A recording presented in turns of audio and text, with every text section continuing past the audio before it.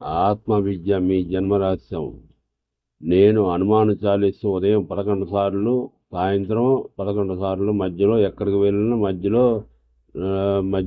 చదువుకుంటూ వెళ్తాను. అయితే ఈ భయమే లేని స్థాయికి చేరుకున్నాను. ఈ విధంగా చదవడం వల్ల దేవుడికి దగ్గర అవుతాం. దేవుడికి మనం వెనకాతలే మన వెనుక ఆంజనేయ స్వామి ఉంటారు.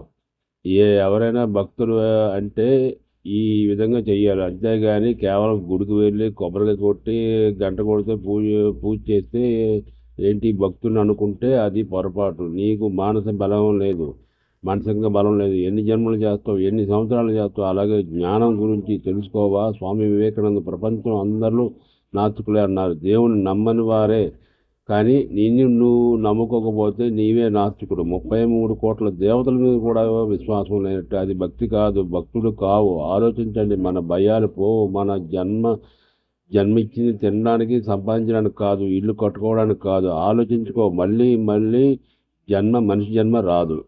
హరి ఓం రామకృష్ణాయ నమః. మీ కోనపల్లి వెంకటేశ్వర్లు.